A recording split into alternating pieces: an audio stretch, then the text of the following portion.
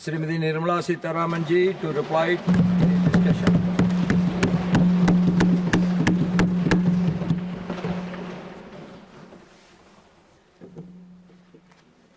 Thank you very much, sir. Sir, this budget is being presented at a moment when there is a very rare balance for India. And this kind of a moment doesn't come too many times in history. A rare moment when our macroeconomic balance, which is unique to achieve, I'm saying it more with responsibility rather than claiming it as a marker with which I want to start commenting on the observations of the honorable members. It is an achievement of the entire country.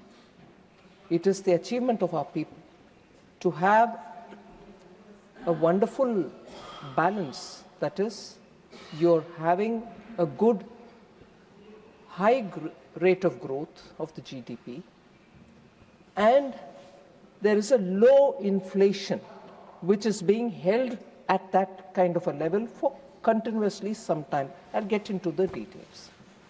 This kind of a unique balance, high growth and low inflation, and that is why, not an observation made by the ministry, but I think the Reserve Bank of India had used the expression Goldilocks moment. It is not something which the ordinary citizen of India is going to relate to as a terminology.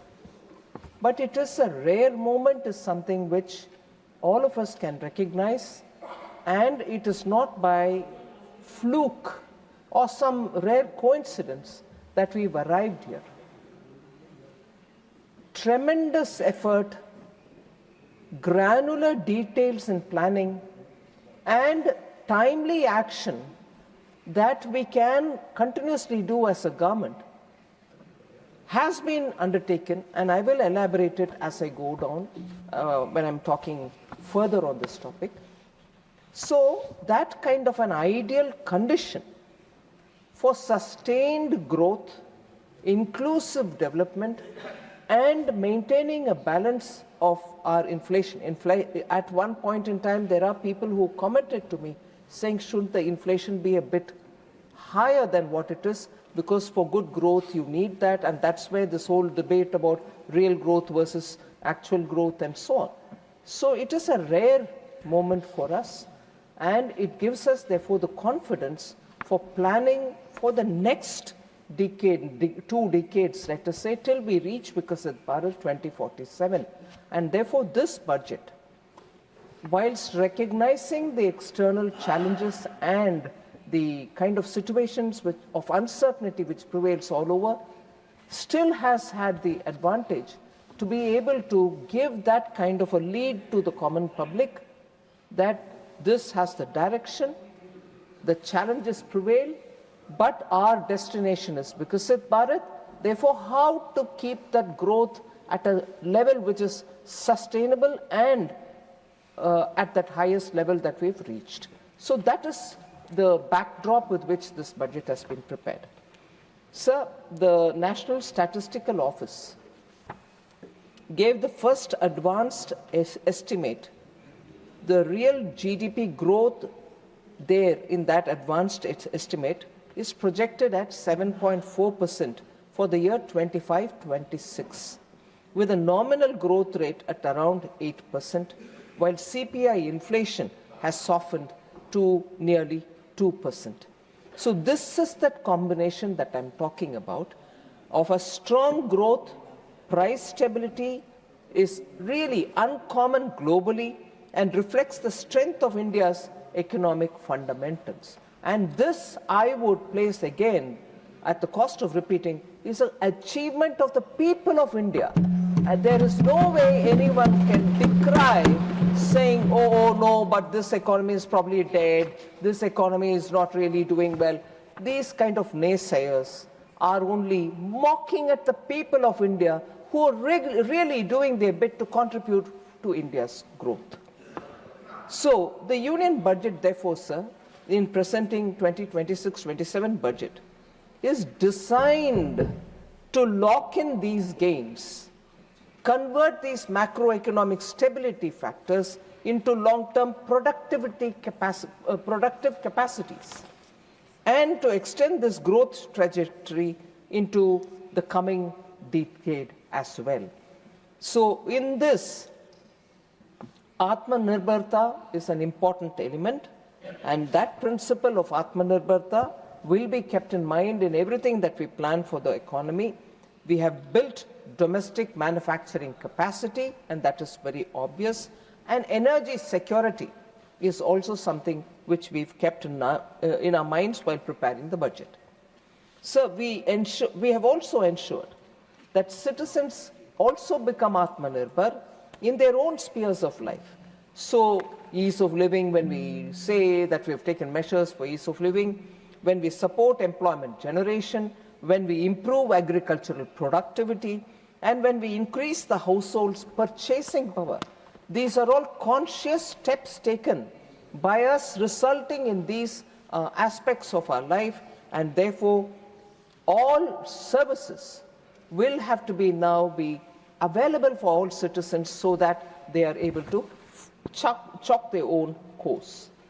So therefore in this budget you also see, sir, that to develop our human capital, we have set a target of creating 1 lakh allied health professionals over the next 5 years. And that scheme is supported by a total allocation of 1,000 crores for this year only, for these next 12 months. This will create employment opportunities in the health sector and also simultaneously improve the health services and promote medical tourism in this country, which is already being serviced by many hospitals, many cities. But now we want that to be very well established with good quality and standard at all levels. Sir, we are also establishing, and this is something which has been a part of one of the budget documents, the budget speech had an appendix, even there the details are given for all to see. We are establishing a high-powered education to employment and enterprise standing committee that will ensure our youth are ready for services sector, where we aim to capture nearly 10% of the global market by 2047. So this standing committee, I would want to take 1 minute to elaborate on what exactly is this standing committee going to be doing. The standing committee will prioritize on IT, fintech, logistics, healthcare, tourism, and also creative services. So when they prioritize on these sectors, because we are saying we will capture the global services sector to a level of about 10% by 2047, these are the probable sectors where a lot of service sector related entrepreneurship can develop, and for which the standing committee will prioritize on these sectors. They will look at closing the skill, infrastructure and credit gaps. The standing committee will also suggest reforms for standards, for accreditation and for digital regulation. It will help expand AI, cloud and professional exports. These are areas in which we want exports to increase. Our people are capable of doing these things, remaining in India, and that kind of a global servicing will actually give them the export earnings, because they will be exporting services. It will look at embedding AI curricula in teaching and methodologies and in teaching curricula, and teacher training as well, and reskilling our engineers. So this committee, sir, will also look at ways in which formalize informal work. So informal work to be formalized, what are the ways in which they can do via digital credentials. So all your skilling, getting ready with people who are ready to become entrepreneurs would all now have a great value addition in their curricula with AI and digital learning as well. So if the budget is looking at services sector. We are also emphasizing on manufacturing sector. We will scale up manufacturing in 10 key areas. So manufacturing being given priority will be shown in the way in which these 10 sectors find a place in the budget and also have a clean plan for this year, for the next 5 years, and leading up to 2047. So what are those sectors? Biopharma. Launch of Biopharma Shakti with an outlay of 10,000 crores to make India a hub of biological medicines and biosimilars. Second, semiconductors. Launch of India's Semiconductor Mission 2.0, the second edition, to produce equipment, materials, and design Indian IP. The Electronics Components Manufacturing Scheme has an outlay, and it has been increased to 40,000 crores. So that's the second, sir. The third, rare earths. Establishment of rare earth corridors in mineral-rich states like Odisha, Kerala, Andhra Pradesh, and Tamil Nadu for mining, processing, and manufacturing critical minerals.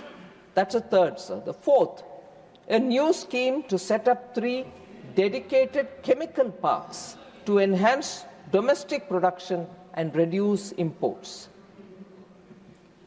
Fifth, capital goods.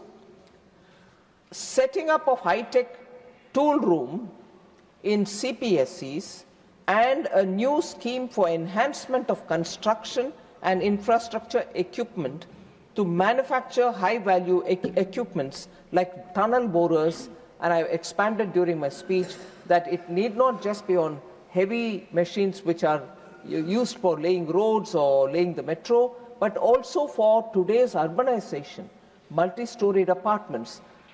Many of the operations are today becoming mechanized, street maintenance. For all of them, you need machines which have to be heavy-duty machines which have to be produced and made in India. But in the meanwhile, we've also allowed a certain level of imports for some of the components and machinery and for them to set their manufacturing here. Sixth, sir, container manufacturing. A dedicated scheme with an allocation of 10,000 crore to create a globally competitive container manufacturing ecosystem within India. Seventh, mentioned in the budget but not much spoken outside, sports goods. A dedicated initiative to promote the manufacturing of affordable sports goods. India is likely to host the Commonwealth Games. We are also going to be pitching for the Olympics. So Indian sportsmen need affordable but international class sports goods. So we will be promoting the manufacturing of such high quality sports equipments within India. Legacy clusters. So when we are talking about manufacturing in India and there are units which are being established, large production of frontier technology matters are also being considered. But does it mean that we'll forget the existing clusters where MSME had flourished over the decades? No. So we have said 200 legacy industrial clusters will now get rejuvenated. Their cost competitiveness will improve and also will help them to obtain technologies that they need. So legacy clusters will be made a lot more modern with AI and digital technology being made available to them. Ninth, textiles. An integrated program featuring Samarth 2.0 for skilling and also a textile expansion and employment scheme for modernization and setting up of mega textile parks is also part of this budget. So for MSMEs, we are creating champion MSMEs, meaning at least the medium-sized ones which have potential to grow bigger. We want to support them whilst equally supporting small, medium, nano enterprises, those who have the potential to grow. Last year, you would recall, sir, that we had expanded the limit for the definition of MSME itself by increasing the turnover limit so that a medium-sized industry doesn't have to fear that he might lose all the benefits that he gets by being an MSME if only he had the opportunity to grow by growing. So for such medium-sized industries, we want to help them to come out of it, but at the same time, without losing earlier comforts or the support system which existed for them. So for that, building champion MSMEs, the budget introduces 10,000 crore in the name of SME Growth Fund, Small Medium Enterprises Growth Fund, and mandates the TREADS platform for CPSEs to solve liquidity issues, because TREADS platform has given them how to ways in which they can monetize the bills that they've obtained, not really waiting for the final. But here, we have emphasized now through this budget that all CPSEs will have to become part of the TREADS platform so that every bill gets paid in due time, or else the monetizing of it will happen. And that will set a precedent for private sector large firms also, which delay payments for the MSMEs, but getting onto the TREADS platform, it's all transparent and very clear for everybody to see that timely payments of their dues for the MSMEs itself will be a very big relief. And in the budget, we've made it mandatory now for CPSEs to get onto TREADS platform. So we're also providing professional support for these MSMEs through corporate mitras with the Institute of Chartered Accountants of India, the Cost Accountants of India, company secretaries. We are creating corporate mitras who will go through a process of learning, who in turn can help MSMEs to help with such issues which need professional assistance. So additionally, of course, customs duty exemptions have been provided for critical minerals like lithium and cobalt, and capital goods for manufacturing of lithium ion cells, nuclear energy, aeroplanes, and so on. We'll also be developing an integrated East Coast industrial corridor so that the eastern region will benefit by getting greater connectivity with the rest of the country. And a node will be set up, we said, in Durgapur. So these steps actually mentioned in the budget is a proof that our resolve to build a resilient and self-reliant India, not just by talking, but by putting money and planning for the next several years. So in this, I wish to emphasize that this is the Council of States. I urge all parties and honorable members to encourage their respective state governments to participate actively in these schemes which are announced, many of which will operate in a challenge mode. So the sooner they come with an exhaustive planning, looking at all the filters which prevail in the PM Gati Shakti, what will be the footfall, what kind of connectivity it has, where are the railway stations or ports connecting these areas, and so on. If the filters are looked into and any state comes up for these mega schemes which we have announced, they can stand to benefit. So that is one of the reasons we have chosen not to mention the names of the states for these particular mega announcements. Any state can qualify and come and in the challenge mode benefit from it. Sir, since I'd rather get to answering members and their issues, I'm not going to talk about the receipts and the expenditure. One point that I would certainly want to highlight is, whilst gross receipts, non-tax receipts are all mentioned in the budget speech itself,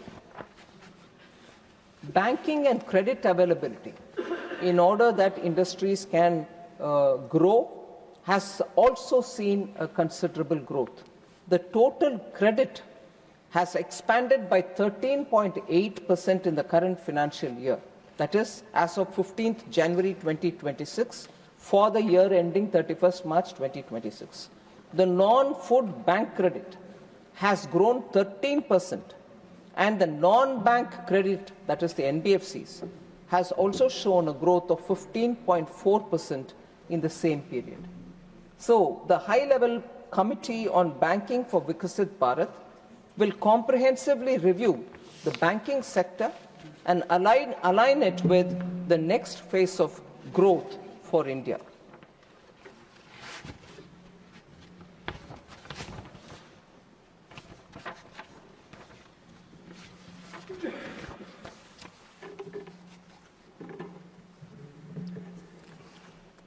So, sir, therefore, without getting into the details, once again, since they are all seen in the budget speech itself and the budget documents are available, I would seek your indulgence and start responding to the points which members have raised.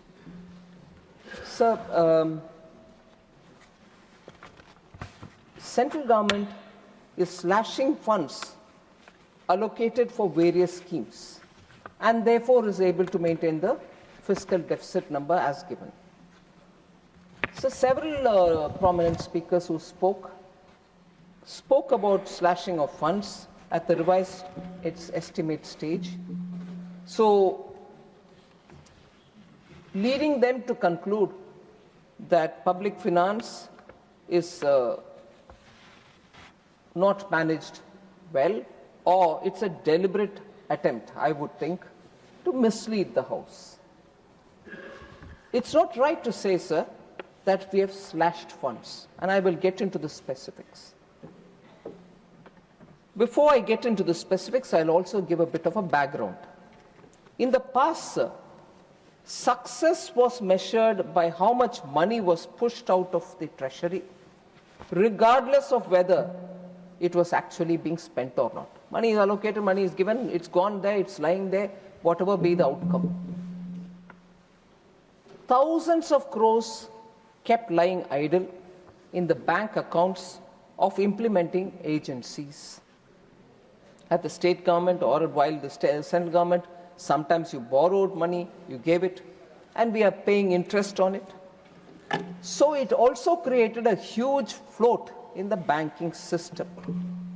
So clearly, a glaring need for reforms in that aspect was before all of us.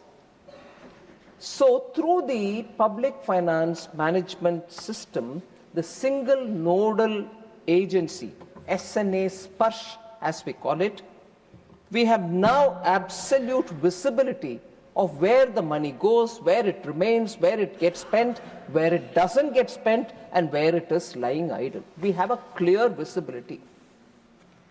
And equally, this system has given us the advantage that just in time we can release for the state which wants the money for that particular purpose, and that will be based on the state's own share which is getting spent.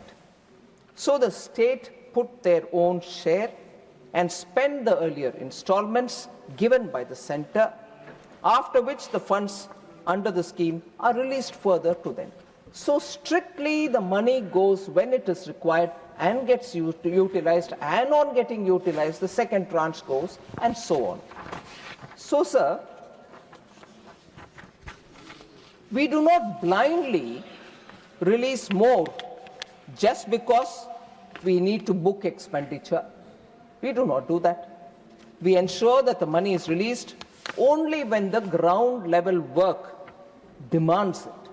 And on that, the state and the center can have a conversation, and if it requires, we will release. So I would like to categorically state that there is no denial or stopping of fund to any state or any scheme. So, through the SNA Sparsh, therefore, we have created a system which is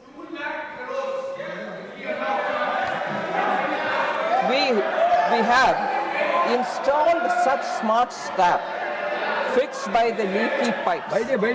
Fix the please, my dear, let her complete her speech, please, my dear. This isn't slashing expenditure. Please, it's my dear. efficient and accountable governance. It's an assurance to the taxpayer that every rupee is accounted for. It's an assurance to the taxpayer, I repeat, that every rupee is accounted for. Sir, and therefore, I'm not just talking you here. Please take your seat. Every time you cannot disturb the house like this, please take your seat. I have introduced a new Nothing statement. will go on record except AA. Finance Minister's speech. I have introduced a new statement 4AA in the expenditure profile, which shows fund balance under single nodal agency Let her account. reply. She will reply with the all your states questions. and the Please, union please, territories take your seat. in respect of centrally sponsored schemes. So, sir, the centre's funds are not a free pool of cash that can be used. It is hard-earned contribution of every Indian citizen. We refuse to squander this money simply to meet a deadline. We Let her refuse complete to your squander speech. this Please take money your seat. just because we have to meet a deadline. There is a very transparent process and we go by that. The change in the allocations of budget estimates and revised estimates is a standard, transparent and healthy practice, which is not new to us, it's been there always. Sir, I think sometimes we have to get to some of the details. There's a poor history, for whatever reason.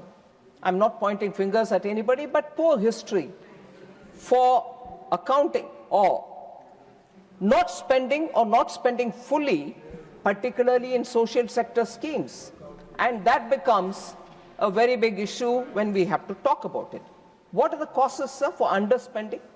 Policy paralysis, disdain for governance, poor policy planning and execution.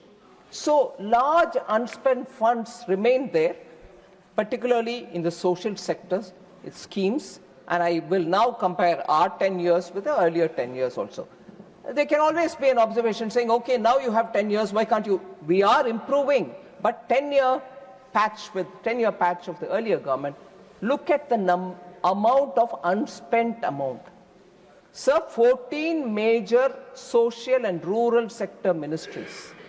I've taken them, 14 major social and rural sector ministries, compared 2004 to 14 with 2014 to 24.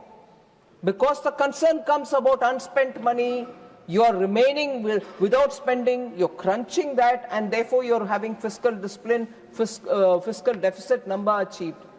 No, I want to tell you that between 2004 and 14, in these 14 major social and rural sectors, 94,060 crore of budget expenditure was left unspent during the UPA era. 94,060 crores. Now, between 2014 and 2024, that has drastically come down to 1%, meaning 37,064 crores is all that is left unspent in these 10 years. So when 94,060 crores of budget was left unspent, it made up for 6.4% cumulative budget estimate, whereas here it is just 1%.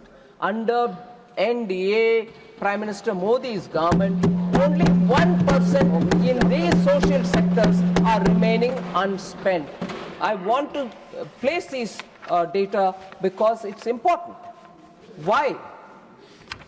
Just as questions are being asked about these monies are remaining unspent, you're crunching this number and therefore fiscal discipline, equally, the very same people would ask about, what's your debt? Why is it growing? Why are you borrowing so much?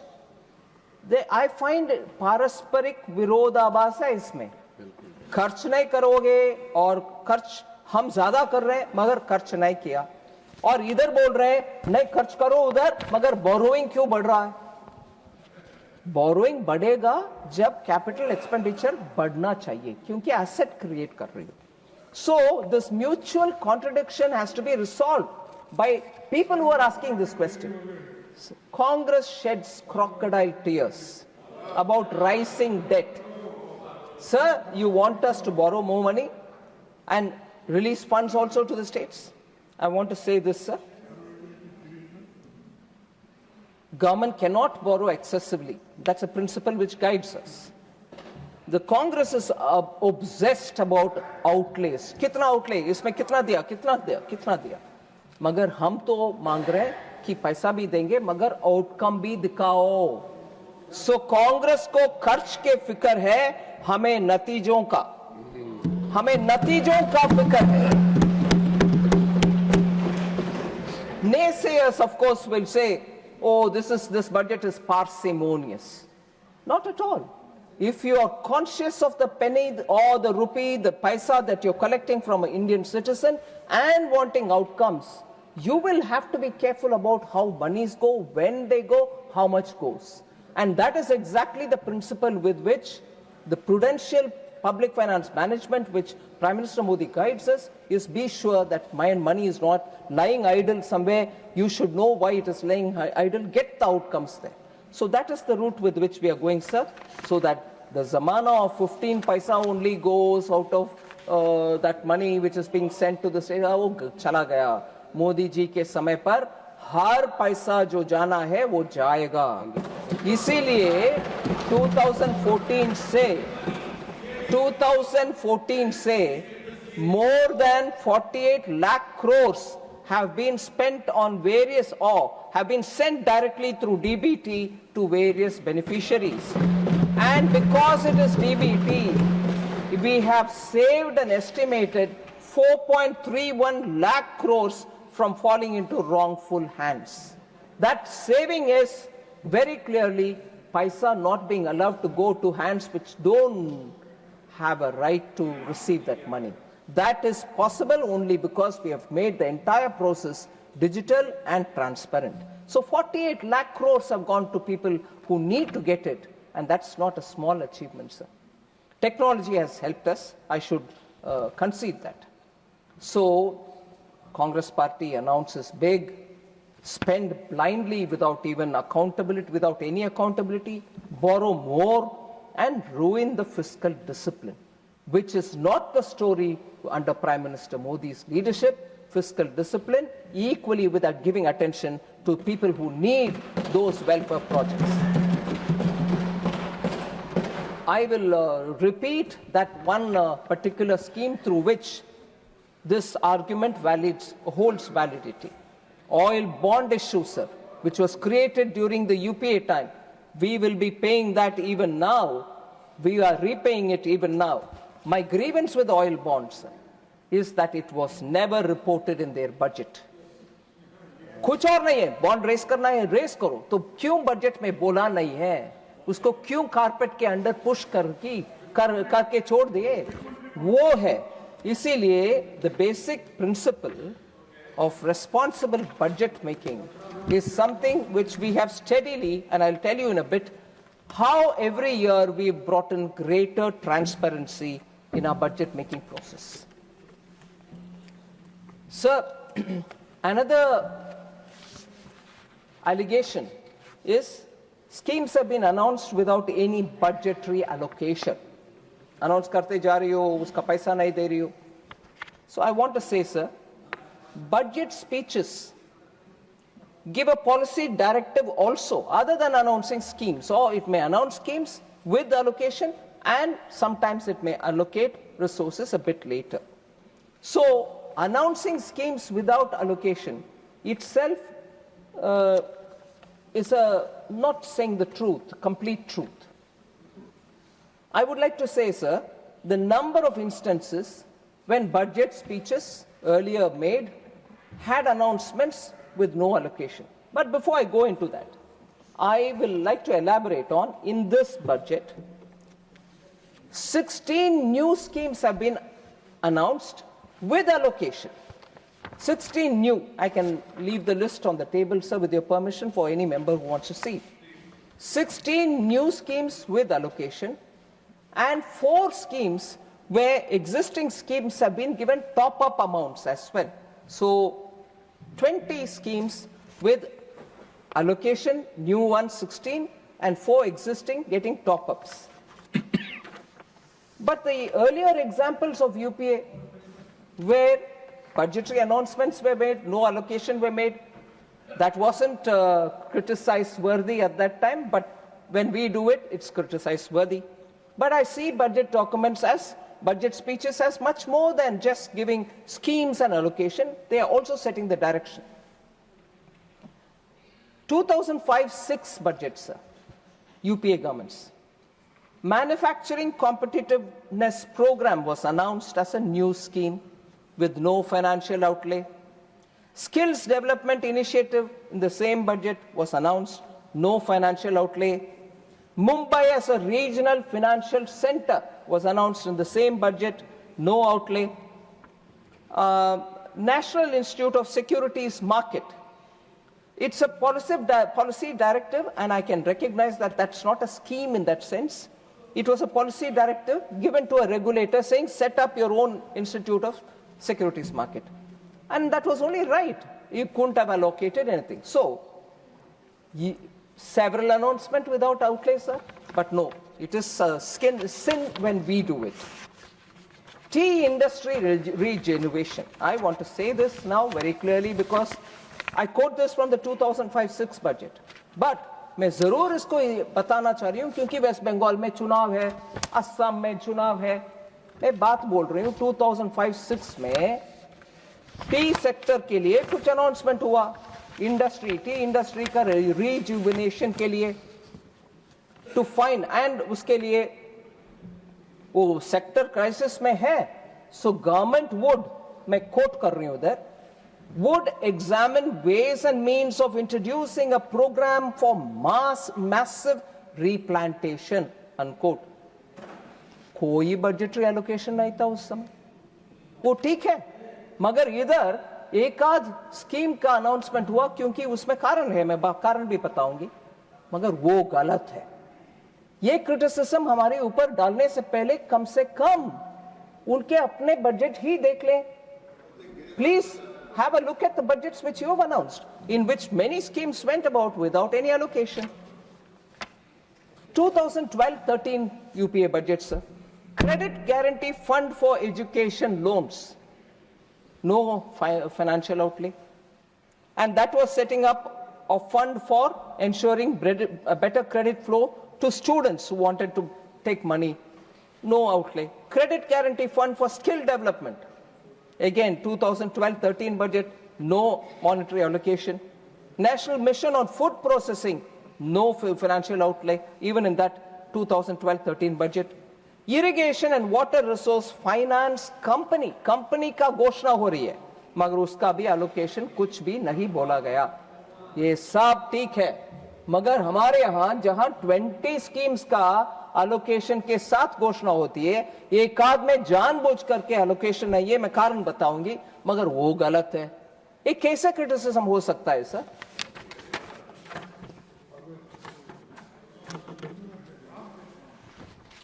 One more similarly UPA budget 2011-12 National Manufacturing Policy announce किए हैं. मालूम है कि policy है वो, फिर भी 2014 तक, क्योंकि ये 11-12 के बजट है, 14 तक उसमें कोई कुछ allocation नहीं है, कोई कुछ ग्राउंड लेवल में काम दिखे नहीं, मगर हो गया announcement without any allocation.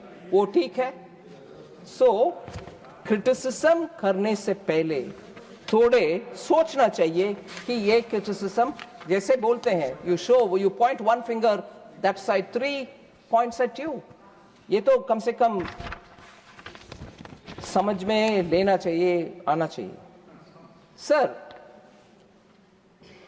क्यों हम, उनके सरकार हो, हमारे सरकार हो, क्यों बजट में अनाउंसमेंट करते हैं बिना अलोकेशन? इसका भी हम महत्व समझना चाहिए. In the interest of the House and the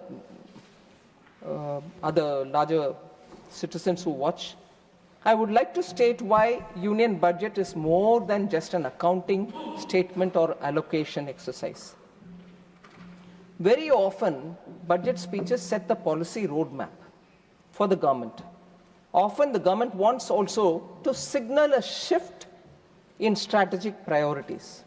So announcing the scheme in the budget speech establishes that executive intent.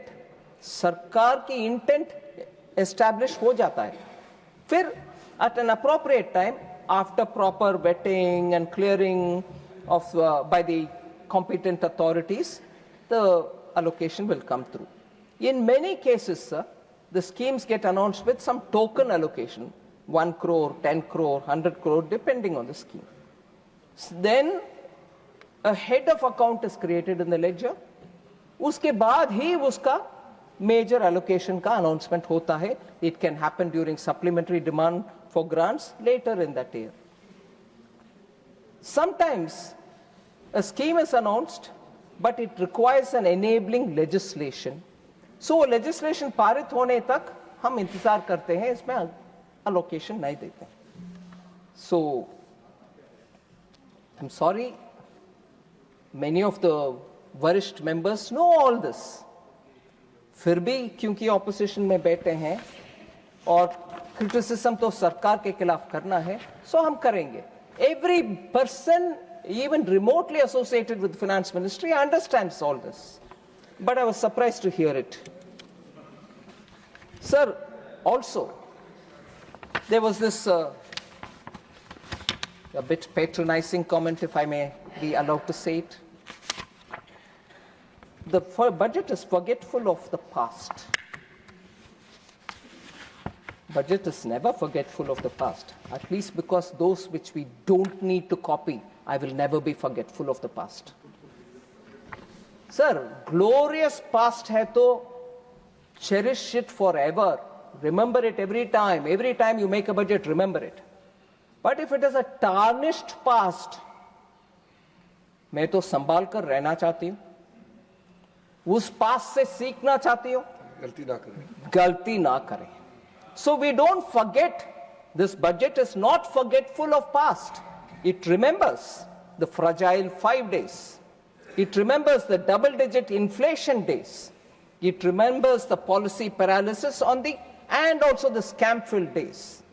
It remembers banks were forced to lend just with a phone call without doing any KYC or anything of that kind. Deficits were kept high and spending on capex was reduced. So, shrinking opportunities, and उस समय का नारा ये था jobless growth. मैं जरूर ये सबको ध्यान में रखूंगी, forget नहीं करती हूँ past को, मगर उसे सीखने लायक विषय ही सीखती हूँ. Of course, I don't need to elaborate about the even earlier license quota Raj, how that economy had to be changed and so on. इसीलिए 2014 में ना करते हुए 10 साल के बाद हमारी सरकार white paper ले आए on the Indian economy. And it was laid in this house in February 2024. So past को forget करना impossible है.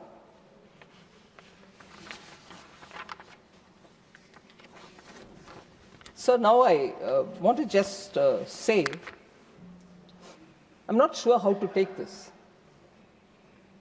Former FM P. Chidambaram ji, in 2023, addressing the audience in a media conclave, had said that he credited the BJP-led NDA government for its single-minded focus on containing the deficit and on debt management. He said it in 2023. And today, in 2026, that circumstance which he took into consideration and gave this comment has actually only improved.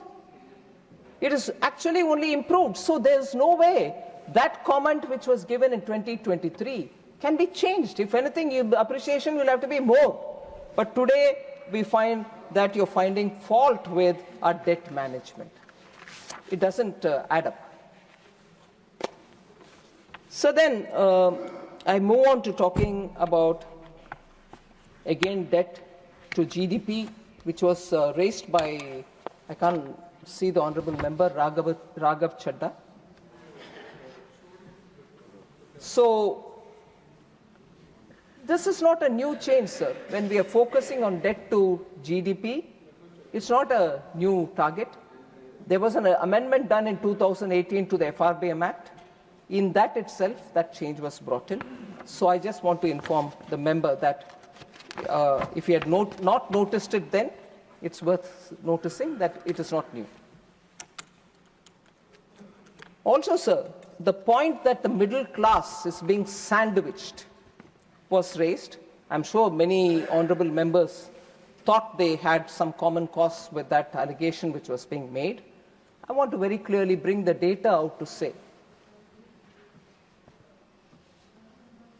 the conclusion that the middle class was being sandwiched was being made because personal income tax collections exceeded the corporate tax. That is fundamentally misdiagnosing the situation. There's no evidence of middle class suppression. Actually, there is enough and more evidence of historic middle class expansion and formalization driven by the economic reforms that have been undertaken in the last 10 years. High personal income tax collection is not necessarily middle class being crushed. I'll give you the reasons why. There are more people today with income that is taxable. More income is visible and in the formal sector, and it is being reported. So the economy is no longer narrow, and it's not just confined to the elite. Middle class basket is widening. Between 2013-14 and 24-25, the number of taxpayers, that is, people filing returns or with TDS deducted, rose from 5.26 crore to 12.13 crores. So within the last 11 years, more than doubling has happened in the income tax payers' numbers. So obviously you learn more from it. And what is the growth therefore, sir? CAGR of 7.9%. So that is the largest structural expansion of the middle class in this country. So suppression cannot happen if the tax net is widening, and if the net itself is widening, it's not because of suppression. People are coming on board to pay. And coming on board to pay, not because we are bringing more rates. On the contrary, even as this expansion is happening, income tax limit has increased to 12 lakhs for everybody, and for those in salaried class, 12.75 lakhs तक आपको tax पे करना ही नहीं है. So suppression का बात कहाँ आती है सर? अगर 12.76 लाख तक salaried class को टैक्स ही पे करना नहीं है, कहाँ है suppression? Second, standard deduction has also been enhanced. New tax regime has simplified filing and due diligence करने वाले काम को भी simplify कर दिया. Next generation GST rationalization has also lowered household costs. उनके monthly खर्च कम हो रही है क्योंकि GST में हर item का rate कम हो गया है. Inflation also is at a historical low. So somewhere middle class के ऊपर ये शब्द suppressed cannot coexist with real incomes rising and with record low inflation. And there is an upward mobility of workforce as well. So ये थोड़ा मुझे समझने के लिए fact रख रही हूँ sir. So I move to Honorable Member Wilson. He said, rising debt again. Itna debt, it's not good. So I just want to highlight the fact, sir. The principle is one, we have to take care of reducing debt, whichever be, center or state or everybody. And in this, not a member of this house, but with your indulgence, I like to quote the former Chief Minister of Tamil Nadu, Edappadi Palaniswamy Avargal. He said, and I quote, "For 73 years, successive governments in Tamil Nadu accumulated roughly 5 lakh crores in total debt." 73 years it took 5 lakh crores to be accumulated. But in just 4 years under the DMK government, since 2021, 4.56 lakh crores have been added to this pile. 73 வருஷத்துல பண்ண அந்த அமௌண்ட 4 வருஷத்துல பண்ண கணத்தை இவங்களுக்கு போகணும். So அது Tamil Nadu state கவர்மெண்டோட borrowing ஜாஸ்தி ஆயிட்டே போலாம்.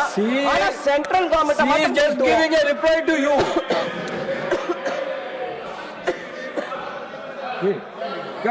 You by the let lobby our Sir, we are listening to her very quietly. She is also talking whatever she wants to tell us. She is giving advice. We'll take her. But the Tamil Nadu government has committed nearly 4 lakhs crore debt. Earlier it was like that. Are you speaking of Tamil Nadu budget or Indian government budget? This is not fair because election is there.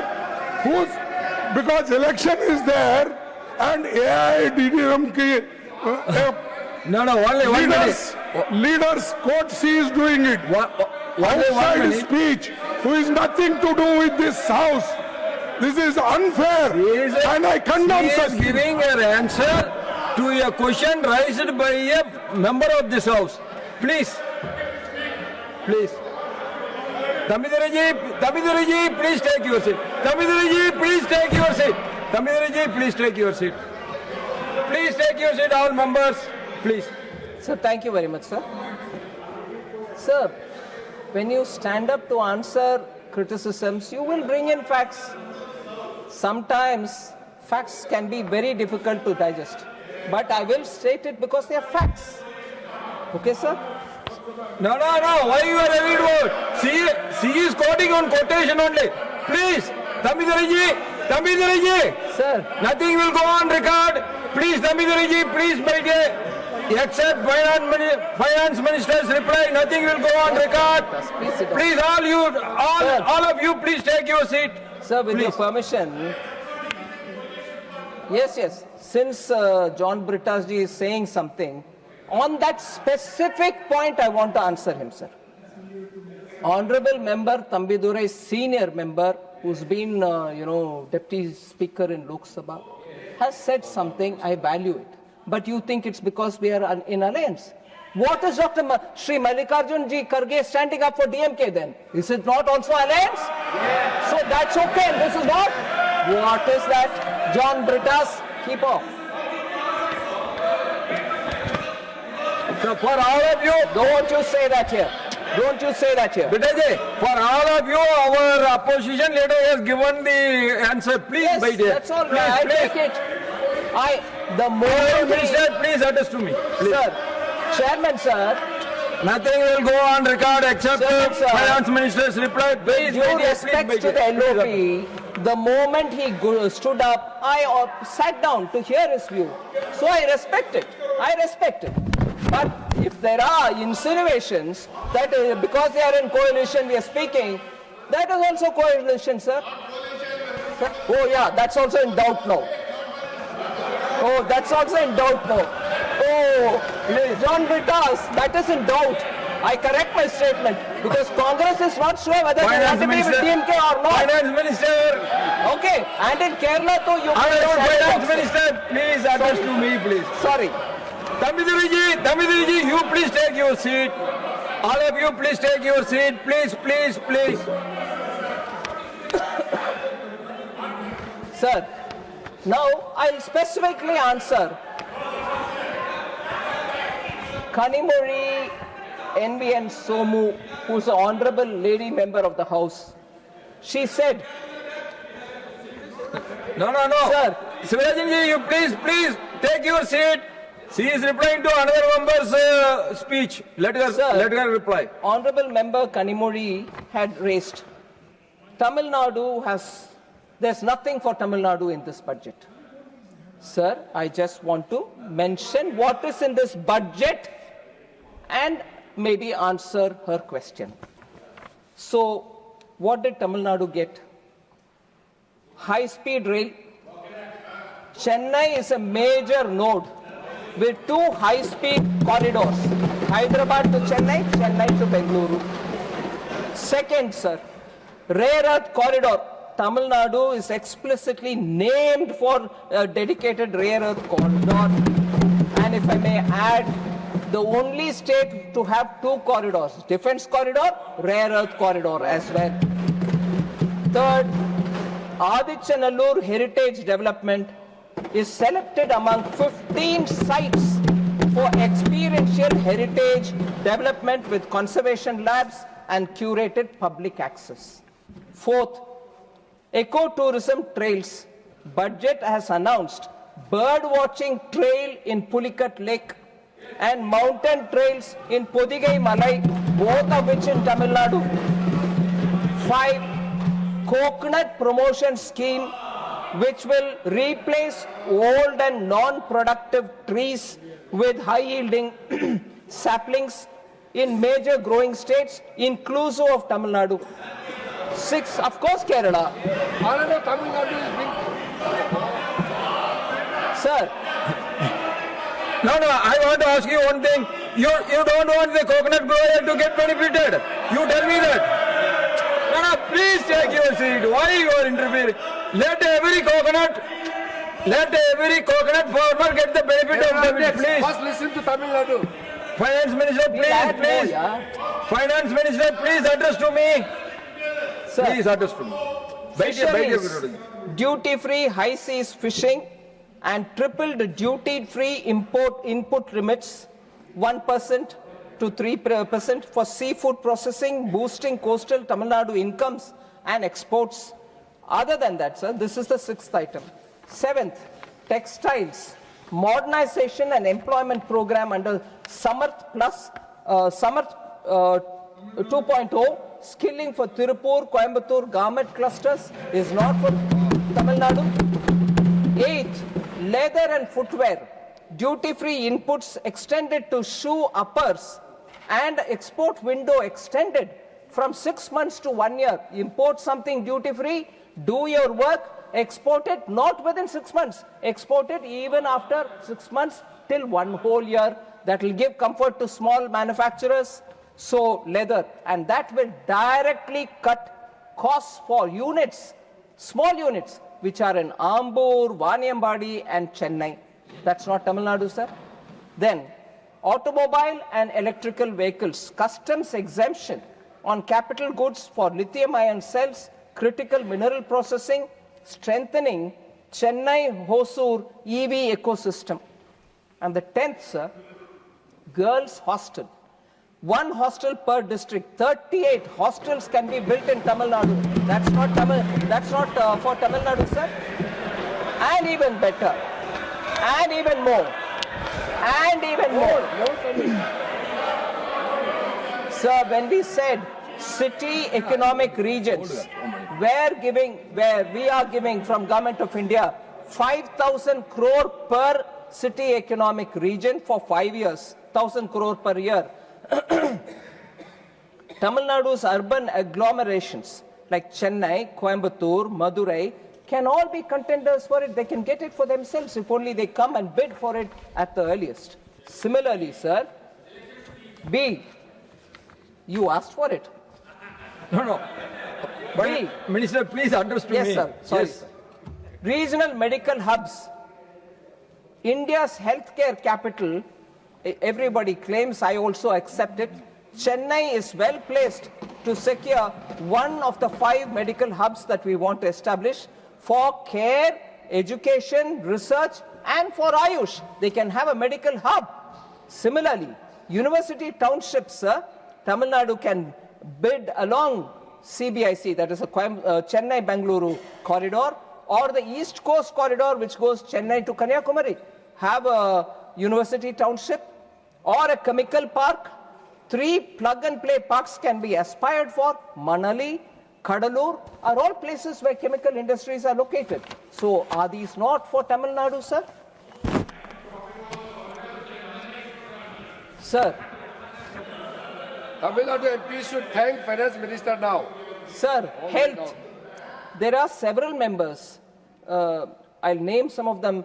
Randeep Surjewala ji, Ashok Mittal ji, Rajiv Shukla ji. A lot of them mentioned. Heal in India is something which we announced several budgets ago, and we continue to build on that. Now, 26-27 budget strengthens the entire health value chain. Healthcare infrastructure is being improved. NIMHANS is a very reputed institution in Bengaluru. We want to build one such an institution somewhere in the north. And whichever state wants to bid again can aspire to have it. Other than that, the institution which exists in Ranchi will be upgraded.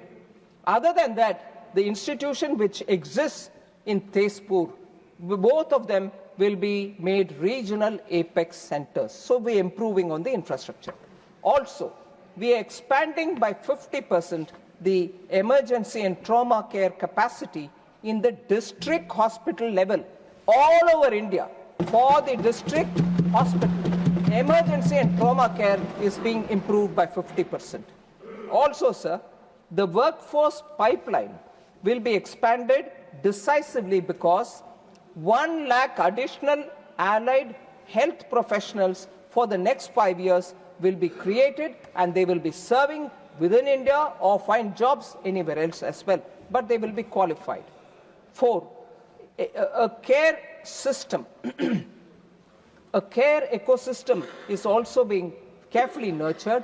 1.5 lakh caregivers for elderly, for wellness, and for medical device operations are being readied. This year itself, they will be available as skilled caregivers. So other than this, 1,000 crore for allied health professionals is also being allocated in this budget. More than that, the medical value tourism, 5 regional medical and integrated hub is being planned. It will combine hospitals, education, research, diagnostics, and Ayush facilities. All of them will be available in that large hub. So, India wants to position itself as a healthcare destination. Other than this, the 7th point on healthcare, on health sector, Biopharma Shakti, 10,000 crore mission is being created with 10,000 crores being provided. And that will take care of getting biologics and biosimilars, particularly for diseases like cancer, diabetes, chronic diseases, life-threatening diseases, and so on. This will be supported by 3 new and upgraded NIPERs, which is the National Institute of Pharmaceutical Education and Research. Already there are 7 NIPERs in this country. We will be adding 3 more to them. A national network of 1,000 accredited clinical trial sites will also be established so that science-based approvals can be given for tests that they do. So that is also for health, sir. And the 10th point that I want to say is full customs duty exemption for 17 cancer drugs have been given. Inclusion of 7 additional rare diseases have also been made so that duty-free medicines can be brought for them. Reduction of TCS on medical treatments, treatment remittances which go out of this country through the LRS. People send money because they have to go get treatment. For that also the TCS has been brought down from 5% to 2%. Then 11th point for healthcare. 3 new All India Institutes of Ayurveda will be set up in this country. Upgraded drug testing labs, expanded evidence-based research will all happen. The WHO recognized traditional medicine center which is also going to be expanded. Other than that, sir, for Divyangjan, for assistive healthcare, we have made assistive technology marts from where they can easily take equipments which they need for ease of living, and we have enhanced the capacity of Alimco, which produces such assistive devices for Divyangjan and for senior citizens. So finally, allocations, sir. Department of Health Research sees a significant jump, 4,821 crore, which is a 23% increase is being allocated. 4,200 crores is being given for PM Abhim, which actually is for improving health infrastructure in the states. So that also goes towards state. It is not being kept here. We recognize that health is a state subject, but despite that, we will enable them to improve on the health infrastructure. Sir, the next one, sir. The poor, there is Please, high inflation. please, bide. There's this, Please, bide. there is this claim, oh, there is high inflation and therefore common citizens are suffering. I want to highlight the facts, sir, basic facts. Inflation is at a historic low, even though growth is at a high. There is no inflation crisis in India today. Inflation has been tamed, anchored due to stability and the steps taken by the government. Retail inflation has actually been on a downward trajectory from 6.7% in FY23. It has come to 1.7 in FY26.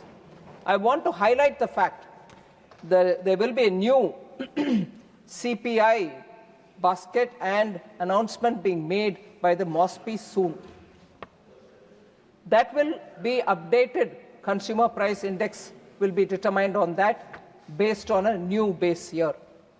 But in the current series, based on that 2012 base year, sir, which on the basis of which data has been released from January 2015, clear 10 years.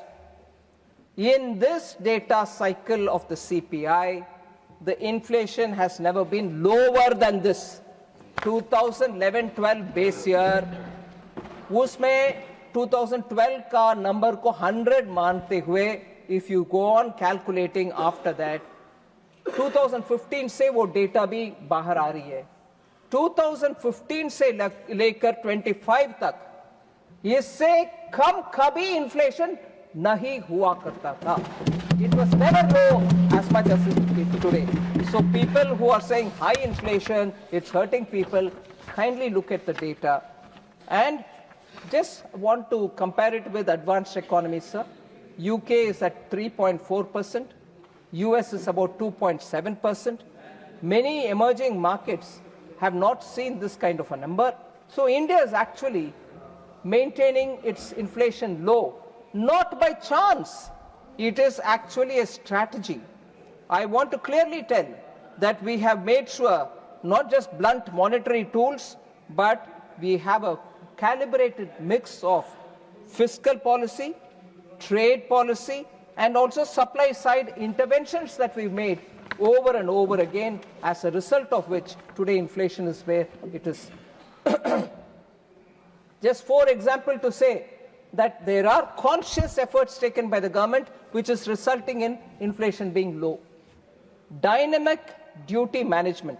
When edible prices go up, we make sure that the basic customs duty is brought down proactively so that, take the example of June 2025, sir, it was reduced to 10%, as a result of which immediately we could get some edible oil and make sure the market didn't suffer for want of edible oil.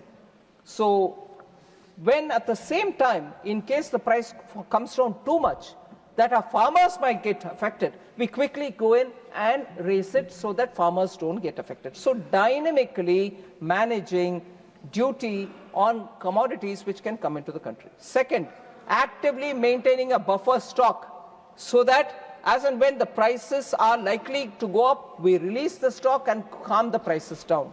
This is actually validated by data in the last 4 or 5 years. We also have made sure that railways will make sure logistics is provided for edible items which have to move to different parts of the country at a lower price. Every commodity going on the road with diesel costs and truck and logistics delay might increase the price. So we have ensured that railways will be the route through which many of these goods will move to different parts of the country. So that's also part of the dynamic management. Third, sir, GST rate rationalization, all of us have spoken about it. We kept doing it in piecemeal. At one go in September 2025, I will thank the GST Council. Unanimously, the rates were brought down for across the board to all common man items.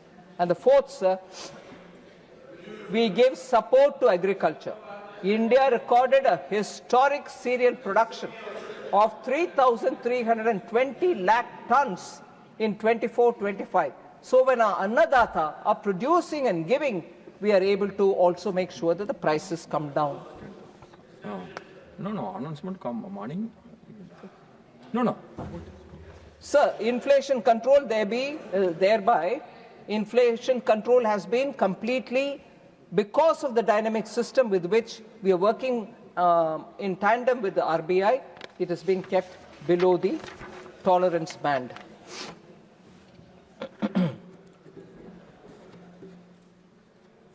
Sir, employment and unemployment has also been discussed.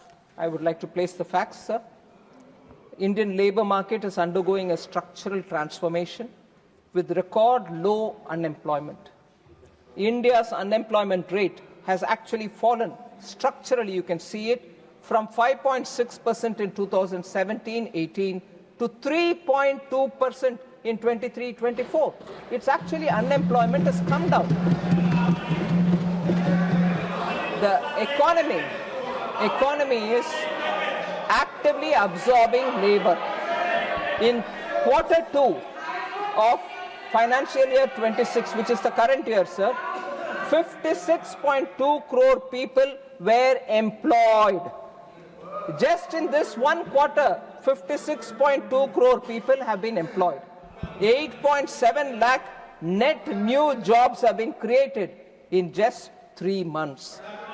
So, the annual survey of industries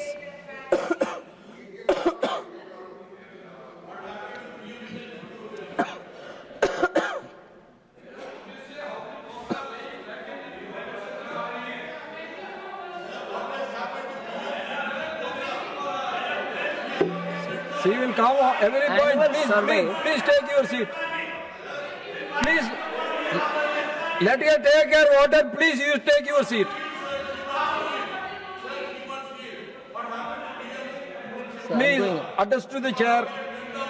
Sir, annual survey of industries records a 6% year-on-year increase in manufacturing sector employment, adding over 10 lakh organized sector jobs in a single year.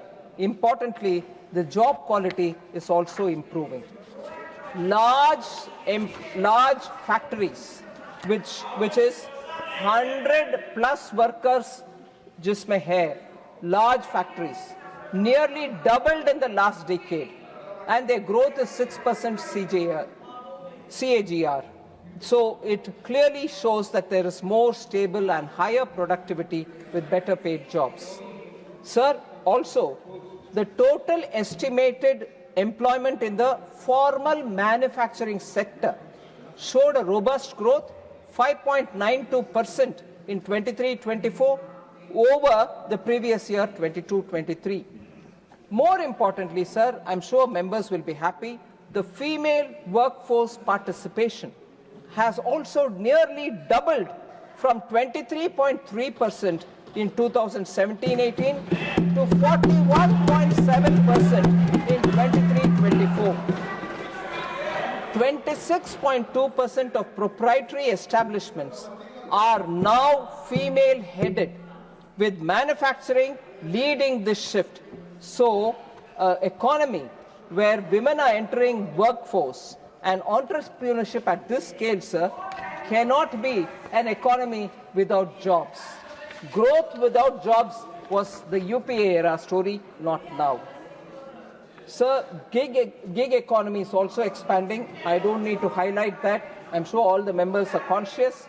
The gig economy expanded by 55% from 77 lakh workers in 21, the financial year 21, 120 lakh in FY25. So, e-Shram portal over 31 crore unorganized workers have been registered January 2026. So all of them are also getting covered under Social Security. 54% of these registrants are women. So I have more to say on skilling, labor codes and they think I will hold on there, sir, because there are few more particular questions. Entertainment industry. Honorable Member Jaya Bachchanji had asked this question. I want to say there is nothing in this budget for the entertainment industry. I'm very sorry to say, sir, she's a senior member. That's not right. This budget actually has entertainment.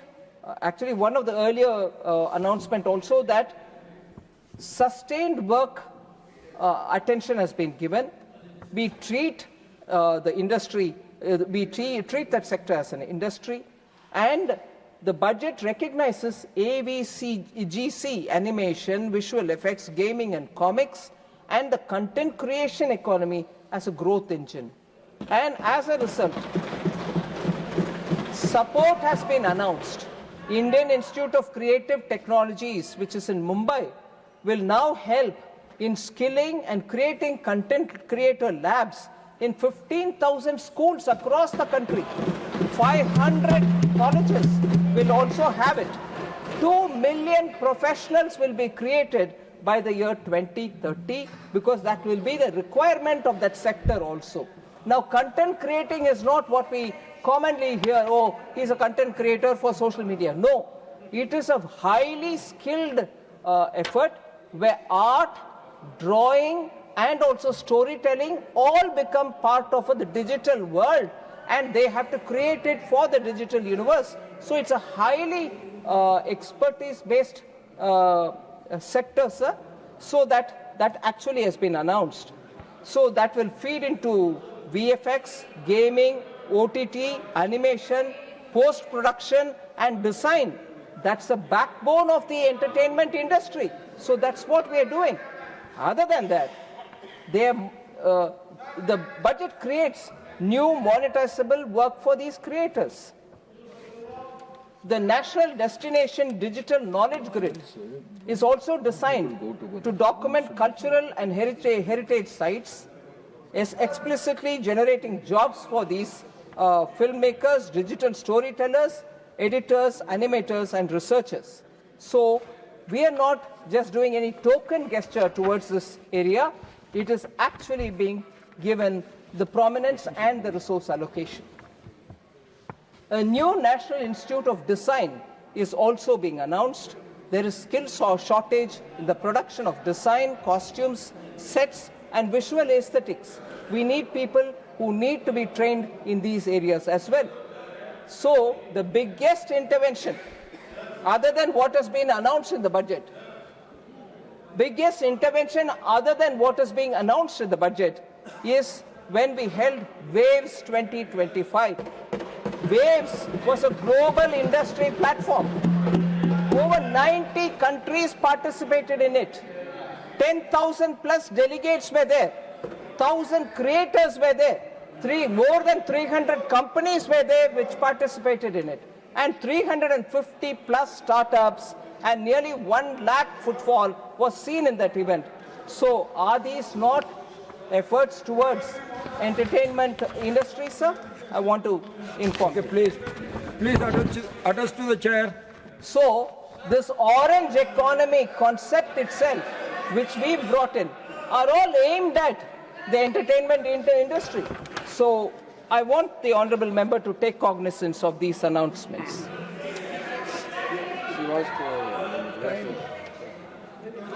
See, are you yielding for Jaya Bachchanji?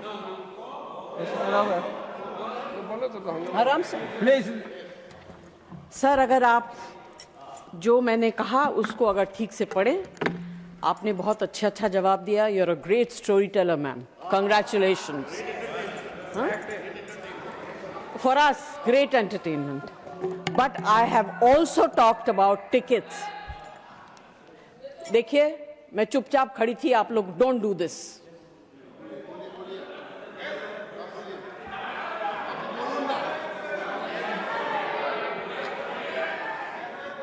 Bhajanji, Sir, you get please the house address- in order. You please address. You please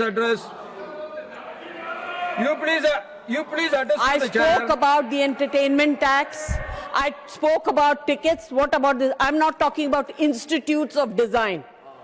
I'm talking about the industry, entertainment industry. We are some of the highest tax-paying individuals of this country. Okay, man.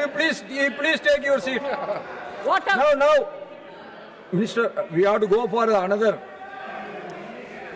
another business is waiting. Sir, I thought I have quoted the honourable member's observation when she said, let me finish now. You please address to me. Now that you asked something more, I have to... Honourable Minister, please address to the chair. Honourable Minister, please address to the chair because another legislative I business is there. understand, Please, sir, but I please. have to do justice. You Therefore, please address to the chair. Sir, I want to highlight the fact, sir. I have not finished because there was new question asked, and I will have to answer that as well. Sorry? You know what? समझ में नहीं आता है तो मत Sorry. सुनो. If you don't understand, let Finance Minister speak. Finance Minister. Please. Nothing will go on record. Nothing cross-talking will not go on record. आप बैठिए, please, आप बैठिए. Honourable members, please बैठिए. Honourable Minister, please address to the chair.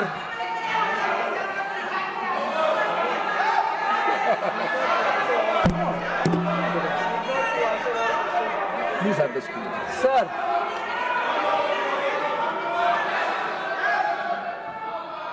Sir, there was an honourable member who had raised an issue and I was giving an answer. Maybe the honourable member is not satisfied and therefore she stood up and mentioned something more. And I will certainly attempt to answer that as well. But if this is objectionable and there are commentaries and finger pointing, doesn't behove well. No. You please take your seat. Nothing will go on record except Finance Minister's answer. No. This is not correct. So, just to stand up and point a finger and shout somebody else down is not going to help, sir. I will wait and answer that. No need. I've given the data. If you don't want to listen to that, don't Please gesticulate. address to me. Address to the chair. Don't come Please up with address to the any chair. commentary here. Vocal cords are not given only to you. Vocal cords are there with everybody. Please address to the chair. A Nothing will go member, on record now. a member has asked a question. Nothing will go on record. Please take your A seat. member Please has address asked a to the chair. question. I yielded with your permission. I'm willing to answer further for the Yes. question that she's answered. Please answer Ask to me. her. Why should it irritate other members, sir? When their turn comes, they can ask your permission and ask me a question. I will answer them. And this kind of a running commentary, gesticulating from seats, I'm sorry, I'm sure you will not entertain that. The Finance Minister politely yielded. I yielded and I will answer. The honourable member, sir, I've answered. Maybe she's not satisfied, but on the specific question where she's raised, the ticket prices, entertainment industry is suffering because these prices are too much, I must humbly submit. Entertainment tax, ticketing of films are all state subjects, sir. No point in asking me.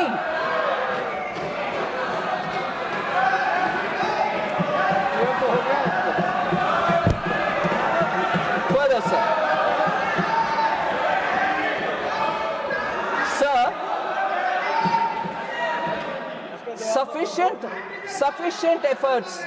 sufficient efforts have not been taken up for senior citizens is a point which was mentioned by one of the honourable members. I want to You please respectfully submit. You had enough Our time I culture, have been sir. given. Please बैठिए. Our culture has taught us to pay utmost respect to our elders. No. Nothing will go on record except Finance Minister's speech. You please take your seat. Please. Sir, Please address to the chair. our culture teaches us to pay respect to our elders. Union Budget 26-27 has made several announcements for senior citizens. I want to say that, sir. We have announced the building of a strong care ecosystem that specifically covers geriatric and allied care services. Let her answer. You please take Allied your seat. care. No, you please take your seat. Let her answer. includes- Let her answer. You please take your seat. This No, includes- this I am not going to allow. You please take your seat. Target. No. Devajanji, this is too much. You please take your seat.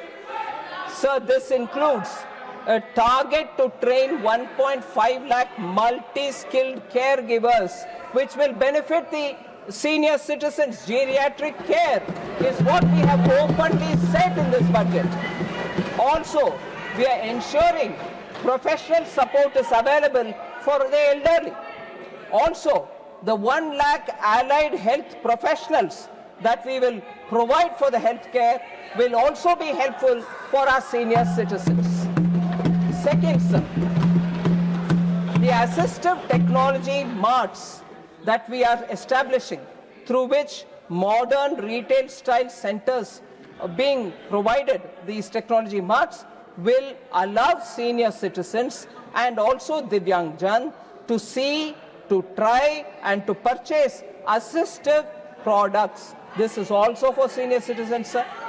Also, custom duty has been exempted for 17 cancer drugs and 7 drugs of rare diseases.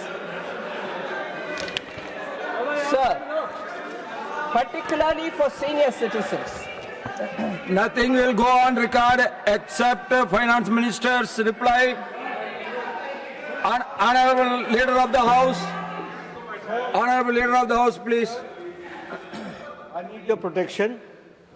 The Honorable Finance Minister is answering the debate, final debate, and the way the opposition members are raising the issues, I think they should restrain themselves, and we should see to it that the debate should go in a healthy manner.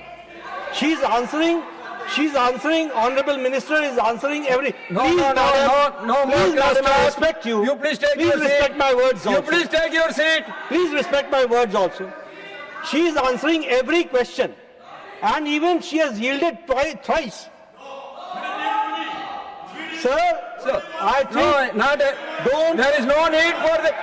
Oh, John Bidas, बैठ जा यार. She can yield to every member, please. So, sir, I will request you that let the minister answer, and if there are any questions, she is always ready to answer. But let the debate continue, sir. Honorable Minister, please address to the chair, yes, please. sir. Sir, so senior citizens are being taken care of, and every budget announcement has something for them. In fact, the BJP manifesto, sir, the BJP manifesto very clearly promised to provide benefits to senior citizens at 70 years or over under the Ayushman Bharat. Irrespective of income levels, we have included all senior citizens 70 years and above into Prime Minister's Jan Arogya Yojana. So accordingly, free health cover is available, which is 5 lakh per year, is provided for all senior citizens aged 70 and above, irrespective of their socio-economic status. And in this is just an announcement, 96.73 lakh Ayushman Vandana cards have been issued already. 33,000 hospital admissions have happened, worth 2,155 crores, which have been authorized under Ayushman Vandana Yojana. And this is exclusively for senior citizens. Sir, GST on important items have also been brought down, which will be of help for the senior citizen. 33 life-saving drugs, 0 GST. 5% GST on some medicines, which were higher earlier. GST on health insurance premiums have come down from 18 to 10%, 0%. GST corrective, the corrective spectacles, lenses, contact lenses, all of them have been reduced to 5%.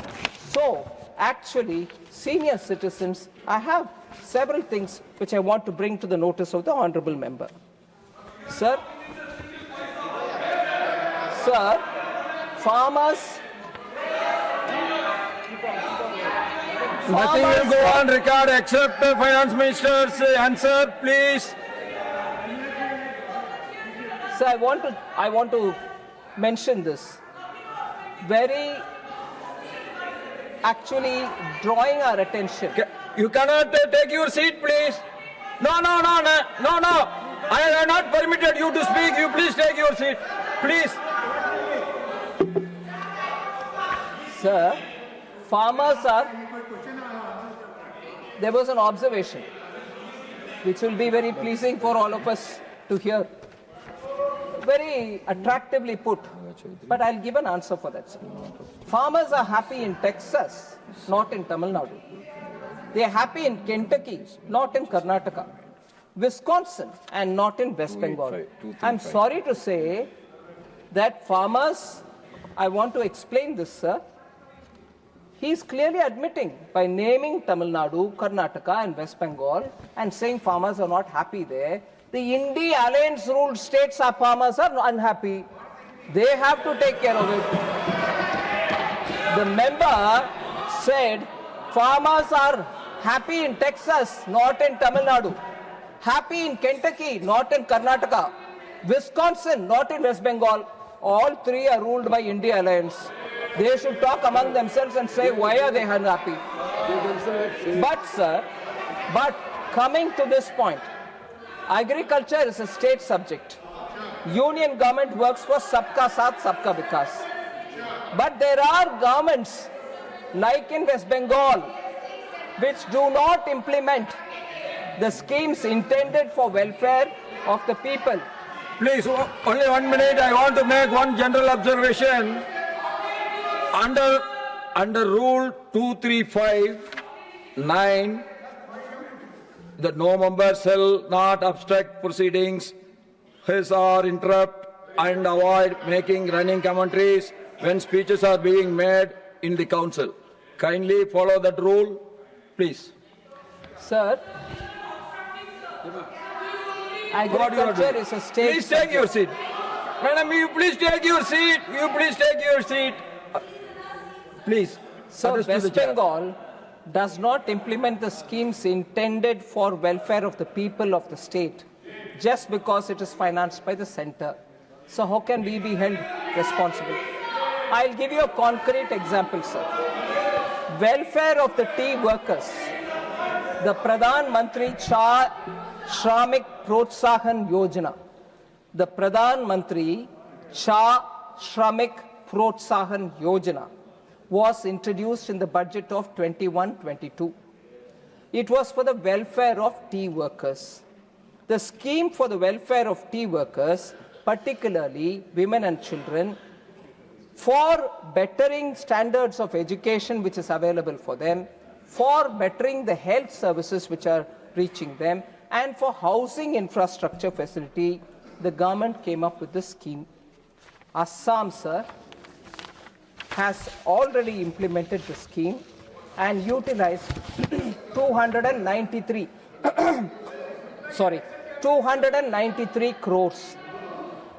The West Bengal government has refused to implement the scheme. Now, if they are unhappy, the farmers, is it our blame? We came up with a scheme, utilize it for them. Farmers in the chai bagan are unhappy. Is it because of us, sir? So if you don't implement for a program meant for poor people, and then you say, we are disadvantaged, you're not helping us. I want to say the welfare of 3.79 lakh plus tea workers, the welfare of 3.79 lakh plus tea workers, why should the scheme be stalled for 5 years? They have stalled it for 5 years. And therefore, now if farmers are unhappy in Bengal, who's got to answer them? There was a scheme brought in. Similarly, Ayushman Bharat was brought in. It would have helped even, leave alone those people who are staying in Bengal, benefiting from their own state scheme. At least when they go out to work in other states, Bengal citizens would have got the benefit of Ayushman Bharat wherever they are. No, but we don't want to. But they will come and accuse again for a wrongdoing which happened, maybe one-off case, which happened probably in Telangana or in Tamil Nadu, where they were called with names, Bengali-speaking people. That becomes a big issue. Now you don't want to benefit these migrant Bengali workers from getting the benefit of Ayushman Bharat? That's not your duty? But no, we will come here only to criticize. Sir, concluding, sir, coming to the end, sir, lot of people, lot of honorable members kept saying you are not funding schemes which were announced. Like for instance, I heard a member from Telangana saying there's no money to... He is answering only to your questions. You please take your seat. Nobody is hating Bengalis. Everybody is liking Bengalis. You please take your seat. I heard a member of parliament saying that they don't get money for the turmeric board. I want to say, sir, the allocation for this is included under the spice board allocation, which has been provided an allocation of 156.89 crores in this budget. So turmeric board also gets the money. Sir, subsidy cut in food and fertilizer, petroleum and so on. Members have said that. I want to say that the total outgo on major subsidies, namely food, fertilizer and petroleum for 26-27 is 4.1 lakh No, Rajaji, by compared sitting you are to making running commentary. That is lakh not crore good, please. in the last year. This year, it has gone up to 4.1 lakh Please crores. don't do that. Please don't do that. Similarly, I come to the end by quoting the expenditure on education, saying it's gone up from 41,000 crores to 93,000 crores during the between the period 2014-15 to 26-27. I've spoken elaborately on the allocations for health, defense, and also social welfare, sir. So with this, thank you very much for giving me the opportunity to respond.